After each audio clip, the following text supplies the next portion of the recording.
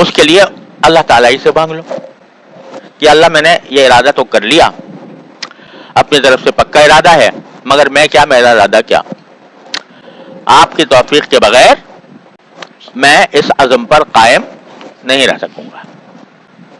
لہذا دو کام کر لے بندہ، اپنی طرف سے توبہ کر لے اور پھر کیا کرے، پھر توبہ کرے، نہیں پھر دعا کرے اللہ تعالیٰ سے کہ اللہ میں نے کر تو لی، لیکن اب مجھے اس عزم پر ثابت قدم رہنا آپ کی توفیق کے بغیر ممکن نہیں، لہذا اللہ مجھے اس پر استقامت عطا فرما دو۔ دیکھو سورہ فاتحہ میں کیا فرمایا اللہ تعالیٰ نے، یہ سکھایا کہ یوں کہو ایاک نعبد و ایاک نستعین، بڑا دعویٰ ہے زبردست، ایاک نعبد و ایاک نستعین، آپ ہی کی عبادت کرتے ہیں، آپ ہی سے مدد چاہتے ہیں، بڑا دعویٰ کر لیا بندے نے، اور کسی کی عبادت نہیں کروں گا اور کسی اور سے مدد نہیں مانگوں گا آپ کے سوا، تو یہ دعویٰ تو کروا دیا اللہ تعالیٰ نے نماز میں، یہ کہہ لو، اقرار کر لو اس بات کا کہ آپ کے سوا کسی کی عبادت نہیں کروں گا، آپ سے کے سوا کسی سے مدد نہیں مانگوں گا، یعنی اس کو کارساز سمجھ کر، اس کو مشکل کشا سمجھ کر مدد نہیں مانگوں گا۔ اس کے بعد فوراً کیا فرمایا، اہدنا الصراط المستقیم، یعنی پہلے اقرار لے لیا ایاک نعبد و ایاک نستعین، فوراً فرمایا کہ ساتھ یہ بھی کہہ لو اہدنا الصراط المستقیم، تو اقرار لے لیا کہ آپ کے سوا کسی کی عبادت نہیں کروں گا، آپ کے سوا کسی سے مدد نہیں چاہوں گا، اقرار لینے پر اکتفا نہ کرنا، کبھی اپنے بلبوتے پر اقرار کر رہے ہو کہ میں خود ایسا قوی ہوں کہ میں اپنی زندگی میں کر کے دکھاؤں گا کہ سوائے اللہ کے کسی کی عبادت نہیں کرتا، سوائے اللہ کے کسی سے مدد نہیں مانگتا، کہ آپ اس کے ساتھ دعا مانگ لو کہ اللہ یہ میں نے کر تو لیا، مگر اب آپ اس پر استقامت تو آپ ہی عطا فرمائیں گے، میرے بس کا کام نہیں۔ تو دو چیزیں ہو جائیں، توبہ اور اس کے ساتھ دعا، تو انشاءاللہ ثم انشاءاللہ اس وقت تو تم پاک ہو گئے، جس وقت تم نے یہ توبہ اس طرح کر لی اور اللہ تعالیٰ سے مانگ لیا، اس وقت کیا ہو گئے، پاک ہو گئے۔ اور کیسے پاک ہو گئے، التائب من الذنب کمن لا ذنب لہ، کہ گناہ سے توبہ کرنے والا ایسا ہے جیسے کہ اس نے کبھی گناہ کیا ہی نہیں تھا۔ رحمت دیکھو اس پاک پروردگار کی کہ تمہیں بالکل سادہ برق بنا دیا، تمہارا نام اعمال میں جتنے گناہ لکھے تھے سارے مٹ گئے، سب مٹ گئے، نام اعمال سے ختم ہو گئے۔ یعنی آخرت میں جب جاؤ گے تو یہ نہیں ہوگا کہ ڈیبٹ کریڈٹ ہوتا رہے اس میں کہ بھائی اتنے نیکیاں کی تھی اور اتنے گناہ کیے تھے اور اتنے گناہ جو ہے معاف ہو گئے، لہذا وہ نہیں، وہ آئے گا ہی نہیں نام اعمال میں، ختم۔ تو یہ ایسا اللہ تعالیٰ نے نسخہ عطا فرما دیا ہر بندے کو، جس حال میں ہو، جو غلطی ہو جائے، جو گناہ ہو جائے، یہاں تک کہ شرک تک بھی کبھی ارتکاب ہو جائے، معاف کر، توبہ کر لے، معاف ہے۔ اگر کوئی مشرک ہے، شرک کرتا تھا اور توبہ سچی کر لے، ایمان لے آئے، سب پچھلا جو حساب تھا بے باک ہو گیا دنیا میں۔ ایسی چیز ہے توبہ، اللہ تعالیٰ ہم سب کو توفیق عطا فرمائے۔ اب ہوتا یہ ہے کہ بسا اوقات آدمی نے یہ سب کر لیا، شیطان اور انسان کا نفس دوبارہ ہو گیا، اعوذ باللہ، دوبارہ گناہ ہو گیا۔ اب انسان جو ہے پریشان کہ اللہ میں نے تو توبہ بھی کی تھی، آپ سے مانگا بھی تھا، اور اس کے باوجود میں پھسل گیا، ایک مرتبہ پھسل گیا، دو مرتبہ پھسل گیا، تین مرتبہ پھسل گیا، تو شیطان دوسرے راستے سے راہ مارتا ہے۔ شیطان یہ کہتا ہے کہ تو مردود ہے، تو مردود ہے، تیری کہیں نجات نہیں ہے، کیونکہ तूने सारे तकाजे पूरे कर लिए, तौबा तूने कर ली, दुआ तूने मांग ली, इरादा तूने कर लिया, लेकिन फिर भी बहक जाता है। और एक बार नहीं, 2 बार, 3 बार, 4 बार बहक रहा है। तो तू तो मरदूद है शैतान की तरह, मायूस हो जा, अब तेरी कहीं नजात नहीं है। मायूस कर देता है। जब मायूस हो गया अल्लाह बिल्लाह, तो इसके फिर शैतान दूसरी तरफ आता है, तू जाना ही तुझे जहन्नम में, तो जो जी चाहे कर, यहां पर परवाह ही ना कर, क्या हो रहा है क्या नहीं, हलाल हो रहा है या हराम हो रहा है, जायज हो रहा है नाजायज हो रहा है। तो मायूस करके फिर दोबारा इंसान को गफलत की तरफ ले जाता है।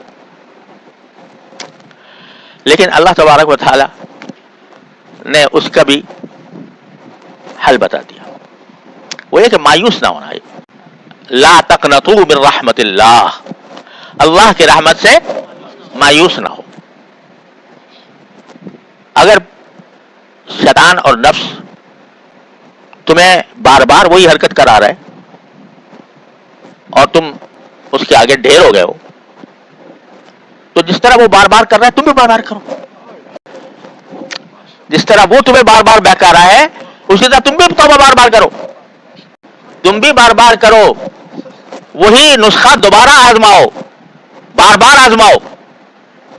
जब बार बार आजमाओगे और आजमाते रहोगे, एक वक्त आएगा कि शैतान को शिकस्त हो जाएगी। अब बहुत तौबा कबूल करने के एक माना ये हो सकता है कि बहुत सारे गुनाह आदमियों की तौबा कबूल करता है। जितने आदमी हैं सबकी तौबा कबूल करता है अगर तौबा करे तो, इस लिहाज से बहुत तौबा कबूल करने वाला है। और एक माना यह है कि बार बार तौबा कबूल करता है, बार बार तौबा कबूल करता है। और यहां तो कहा अपने बारे में कि इन्नल्लाह हुवा तव्वाबुर रहीम, बहुत तौबा कबूल करने वाला है, रहम करने वाला है। और बंदों के बारे में क्या फरमाया, इन्नल्लाह युहिब्बुत तव्वाबीन व युहिब्बुल मुतताहिरीन, अल्लाह ताला बहुत तौबा करने वालों को पसंद करता है और बहुत पाकी हासिल करने वालों को पसंद। तो बंदे के लिए भी तव्वाब का इस्तेमाल किया, बंदे के लिए भी, बंदे के तव्वाब के एक ही माना है। जो बंदा है तव्वाब है, अगर उसके बाद तो 2 माना हो सकते थे ना, लेकिन यहां एक ही माना है कि वो बार बार तौबा करने वाला, बार बार तौबा करने वाला। क्या मतलब है कि एक मरतबा तौबा की, शैतान ने टोलवा दी, तो फिर तौबा करता है, फिर तौबा दी, फिर तौबा करता है, फिर तौबा दी, फिर तौबा करता है। तो जो बंदे बार बार तौबा करते रहते हैं उनको अल्लाह पसंद करता है, उनसे अल्लाह ताला मोहब्बत करता है। इन्नल्लाह युहिब्बुत तव्वाबीन व युहिब्बुल मुतताहिरीन। तो अपने आप को भी तव्वाब फरमाया, तौबा कबूल करने वाला, और बंदों को भी तव्वाब फरमाया, यानी बहुत तौबा करने वाले, बहुत तौबा करने वाले। भाई एक मरतबा तौबा कर ली, दिल लगा के, गिड़गिड़ा के, अल्लाह ताला के सामने रो के तौबा कर ली। अब ये बहुत तौबा करने का मतलब यह है कि आइंदा भी अगर कोई गलती होगी फिर जाएगा तौबे के लिए, फिर होगी फिर जाएगा, फिर जाओगी फिर जाएगा। तो इसको अल्लाह ने तौबा को ऐसा बना दिया कि हर गुनाह, हर गलती का इससे अल्लाह ताला तोड़ पैदा कर देते हैं बंदे को। आदम अलैहिस्सलाम को दुनिया में भेजने से पहले ये हथियार दे दिया था। तो आज अगर बंदा, यानी इससे ज्यादा आसानी और क्या होगी कि इंसान से गलती हो जाए तो वो फौरन तौबा की तरफ मुतवज्जे हो, अल्लाह ताला से तौबा मांगे। छोड़ने का यही रास्ता है कि अपनी तरफ से इरादा करे, आज़म करे, माफी मांगे और छोड़ दे। फिर किसी वक्त उस आदत की तरफ बंदा फिर मुतवज्जे होता है, फिर मांग ले, फिर तौबा कर ले, करता ही रहे, तौबा का दामन न छोड़े। तौबा का दामन न छोड़े तो इंशाअल्लाह पहुंच जाएगा।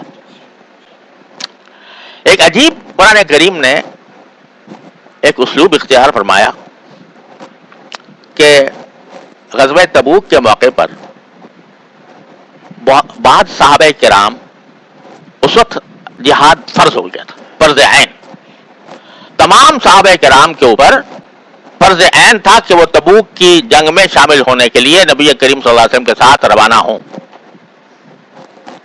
بڑا سخت امتحان تھا کیونکہ گرمی کا شدید موسم تھا، سنبلہ کی گرمی، جن لوگوں نے حرمین شریفین میں دیکھی ہو کبھی، جو تقریباً جولائی کے قریب آتی ہے، آگ برستی آسمان سے،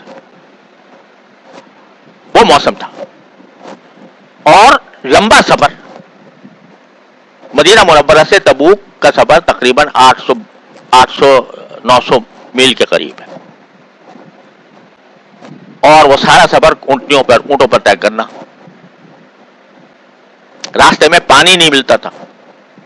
میں نے وہ دیکھا ہے، وہ سارا جو مدینہ منورہ سے تبوک جاتا ہے، تو وہاں پر کہیں دور دور تک کہیں کوئی جھاڑی، کوئی پتا، کوئی درخت، کوئی کچھ نظر نہیں آتا، پانی اس میں نہیں۔ کھجوریں پکنے کا موسم ہے، ساری مدینہ منورہ کی معیشت کا دار و مدار کھجوروں پر تھا، کھجوریں پک رہی تھی، وہی موسم ہوتا تھا کہ اس کے ذریعے پھر کھجوروں کی تجارت ہوتی تھی۔ تو بڑا کڑا امتحان تھا۔ خیر، وہ جب گزر گیا وقت اور وہ توبہ، انہوں نے سچی توبہ کی، تو توبہ جب کی تو قرآن نے اعلان کیا، لقد تاب اللہ، اللہ نے توبہ قبول کر لی ان کی، اور اس توبہ کو قبول کرنے کا کہ جب خوشخبری پہنچی ایک صحابی کے پاس، تو انہوں نے اپنا سارا کرتا اتار کے اس خوشخبری لانے والے کو دے دیا۔ عجیب نقشہ کھینچا ہے انہوں نے خود اپنی ایک حدیث میں کہ کیا ہوتا تھا میرے ساتھ۔ کہتے ہیں میں رسول کریم صلی اللہ علیہ وسلم کی مجلس میں حاضر ہوتا تھا، اور حضرت صلی اللہ علیہ وسلم مجھ پر براہ راست نگاہ نہیں ڈالتے تھے، لیکن وقفے وقفے سے جب میں کسی اور طرف متوجہ ہوتا تھا تو کرکھیوں سے مجھے دیکھ لیتے تھے۔ تو ایسا وقت گزارا 50 دن رات، اس کے بعد توبہ قبول ہونے کا اعلان آیا۔ توبہ کا قبول ہونے کا اعلان آیا تو خوشی کی لہر دوڑ گئی۔ یہ سارا واقعہ بیان کرنے کے بعد آپ باری تعالیٰ فرماتے ہیں ثم تاب علیہم لیتوبوا، کہ اللہ نے ان کو توبہ قبول کر لی تاکہ وہ آئندہ بھی توبہ کیا کریں۔ ثم تاب علیہم لیتوبوا،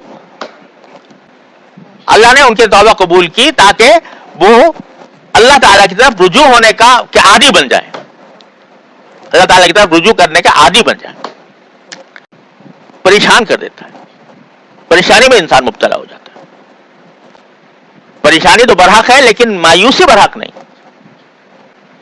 لہذا اس کا اللہ تعالیٰ نے یہ علاج بتا دیا کہ بھئی اللہ بھی تواب تم بھی تواب، سمجھے؟ اللہ بھی تواب اور تم بھی تواب، کہ وہ بھی خوب توبہ قبول کرنے والا، تم بھی خوب توبہ کرنے والے۔ تو یہ توبہ کا پہلا مرحلہ ہوتا ہے استغفار، سمجھے؟ توبہ تو بالکل مکمل ہے اور استغفار اس کا کی پہلی سیڑھی ہے۔ تو استغفار بندہ کرتا رہے کرتا رہے کرتا رہے تو بالآخر توبہ کے مقام تک بھی پہنچ جائے گا۔ قرآن کریم فرماتا ہے والذین اذا فعلوا فاحشۃ او ظلموا انفسهم فذكروا الله ومن فذكروا الله فاستغفروا لذنوبهم ومن يغفر الذنوب الا الله ولم يصروا على ما فعلوا وهم يعلمون۔ کیسے پیار سے باری تعالیٰ فرما رہے ہیں، اچھے لوگوں کا ذکر ہو رہا ہے، نیک لوگوں کا، بروں کا نہیں ہو رہا، نیک لوگوں کا۔ نیک لوگوں کا ذکر کرتے ہوئے فرماتے ہیں کہ یہ وہ لوگ ہیں جن سے اگر کوئی بے حیائی کا کام ہو گیا یا انہوں نے اپنی جان پر ظلم کر لیا، ہر گناہ اپنی جان پر ظلم ہے، اپنی جان پر ظلم کر لیا تو اللہ کو یاد کرتے ہیں اور اپنے گناہوں کا سے استغفار کرتے ہیں۔ بیچ میں اللہ فرماتے ہیں اور گناہوں کو اللہ کے ذریعے مانگے معاف کرے گا بھی کون؟ وَمَن يَغْفِرُ الذُّنُوبَ إِلَّا اللَّهُ، بیچ میں جملہ متعلقہ کہ وہ اپنے گناہوں کی معافی مانگتے ہیں اور معافی دے گا بھی کون سوائے میرے، اور اپنے گناہ